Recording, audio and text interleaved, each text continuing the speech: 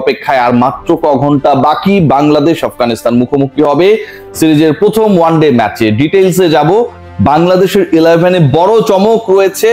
7 জন batter 4 জন bowler নিয়ে বাংলাদেশ খেলতে নামবে আবুধাবিতে। বাংলাদেশের এই ম্যাচকে কেন্দ্র করে অনেক ধরনের এক্সাইটমেন্টের উপকরণ রয়েছে। সবচেয়ে বড় রিজন সেটা হচ্ছে ওয়ানডেতে বাংলাদেশের এই মুহূর্তের যে র্যাঙ্কিং, নিজেদের ইতিহাসের একদম তলানিতে আমরা বলতে পারি, এবং আগামী world cup Namibia, Zimbabwe, south আফ্রিকায় যে বিশ্বকাপটা 50 ওভারের ক্রিকেটের হবে, সেখানটায় বাংলাদেশকে সরাসরি কোয়ালিফাই যদি করতে না পারে, সেরকম একটা সিচুয়েশন তৈরি হলে বাংলাদেশের ক্রিকেটের মান-ইজ্জত ধূলিসাৎ হয়ে যাবে।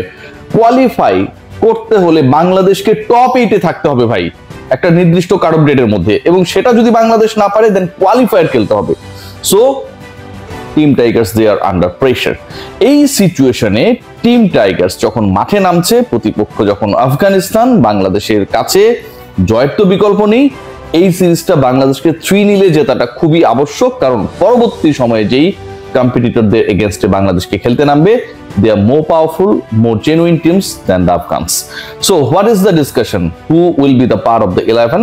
And definitely আবুধাবিতে বাংলাদেশের এক্সপেরিয়েন্সটা কেমন হতে পারে? আপনারা সবাই জানেন যে আবুধাবিতে বাংলাদেশ সবশেষ এশিয়া কাপে খেলেছিল। টপ 4 এর ম্যাচে বাংলাদেশ দুবাইতে খেলতে গেলেও আগের ম্যাচেসগুলো আবুধাবিতে খেলেছিল। সেখানটায় আমরা দেখেছিলাম যে আফগানিস্তানের বিপক্ষে সবশেষ যে ম্যাচটা খেলেছিল, যেটা অনেকটা ডু অর ডাই ম্যাচ ছিল, সেখানটায় বাংলাদেশ খুব ভালো ক্রিকেট খেলেছিল।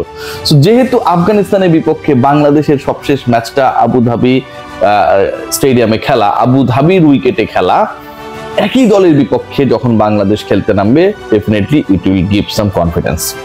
বাট এখানটায় কথা রয়েছে, বাংলাদেশ তো দীর্ঘ সময় ধরেই আসলে ওয়ানডে ক্রিকেট খেলছে না, তারা টি-20 নিয়েই ব্যস্ত।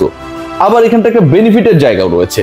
আপনি যদি প্রতিপক্ষের দিকে তাকান, তারাও তো টি-20 নিয়ে ব্যস্ত। তারা এশিয়া কাপ খেললো, এশিয়া কাপের পরে বাংলাদেশের বিপক্ষে তারা টি-20 সিরিজ খেললো। So both the teams they are very much engaged with টি-20 cricket rather than ওডিআইস।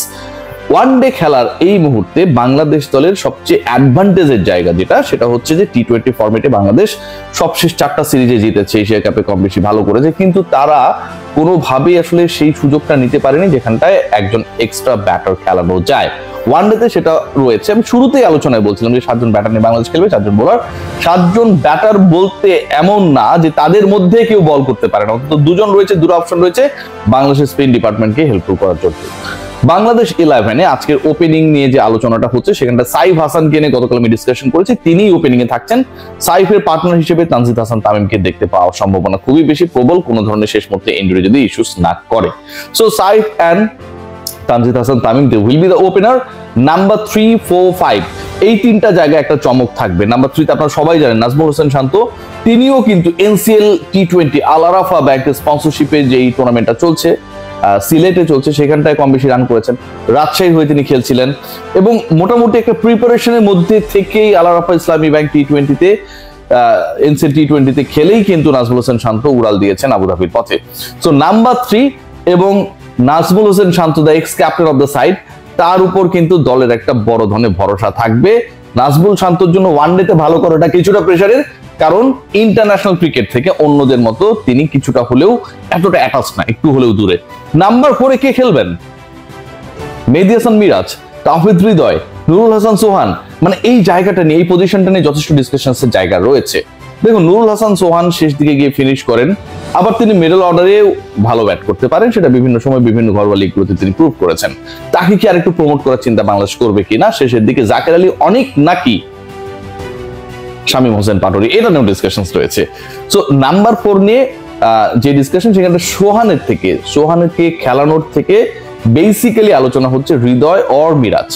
Miraj number 4-এ অনেক রানস করেছেন আমরা যদি গত 2-1 বছরে দেখি, এবং নাম্বার 4-এ অনেক বেশি কনসিস্টেন্ট, ক্যাপ্টেন যেহেতু নিজেই তিনি, সো তার ওই সিদ্ধান্ত নেবার একটা সুযোগ রয়েছে। জাকের আলী অনেক যেভাবে ক্যাপ্টেন হিসেবে প্রচুর চুইংগাম খেতে পারেন, প্রচুর রিভিউ নষ্ট করতে পারেন, এই যে একটা জাকেটের সুবিধা রয়েছে, ক্যাপ্টেন মিরাজেরও সেই সুযোগটা রয়েছে যে তিনি আসলে তাকে কোন ব্যাটিং পজিশনে খেলাতে চান, cause he is the leader, he is the main player of the team. So from that connection আমার কাছে যে খবরটা রয়েছে, Towhid Hridoy he will be batting on number 4। So top 4 কি দাঁড়াচ্ছে? 1 নাম্বার 2 নম্বরের পজিশনটা হচ্ছে Saif and Tamim, number 3 Najmul Hossain Shanto, number 4 Tahmid Hridoy. So Miraz কোথায় ব্যাট করবে? মিরাজ কি ফিনিশিং এ চলে যাবে, 7-এ ব্যাট করবে নাকি আরো? মিরাজের ব্যাটিং পজিশন যতটুকু মনে হচ্ছে, যতটুকু আমার ক্যালকুলেশন বলে, তাতে he will be batting on number 5। Number 5-এ মিরাজ এবং পরের স্পটে দুজন ফিনিশারের রোলে থাকবেন। একজন তো সোহান, আপনারা সবাই জানেন, সোহানকে বাদ দেওয়ার কোনো সুযোগ নেই। আরেকটা ব্যাপার আপনাকে এনশিওর করি, দলে যদি উইকেট কিপার এক্সট্রা থেকেও থাকে, টি-20-তে সোহানকে যেভাবে অনেকটা জাকের সুযোগই দেন নাই যে তিনি কিপিং করবেন, বেস্ট কিপার দলে থাকার পরেও জাকেরের কাছে মনে হয়েছে টি-20 ক্যাপ্টেন্সি যখন তিনি করছিলেন যে যত বল আসবে আমার রিফ্লেক্স যতই স্লো হোক না কেন, যতই মিস করি না কেন, যতই পায়ের 2 ফাঁক দিয়ে 4 হয়ে যাক না কেন, আই হ্যাভ নো প্রবলেম, তারপর আমি কিপিং করবো। সোহানকে আউটফিল্ডে থাকতে হবে, বাট এখানটায় সেটা হচ্ছে না। Nurul Hasan Sohan, he will be the keeper of Bangladesh today. So Nurul Hasan সোহানের সাথে, মানে নুরুল হাসান সোহানের যে পজিশনটা, সেটা তো ধরেন 6 জন ব্যাটার আমি বলে দিলাম।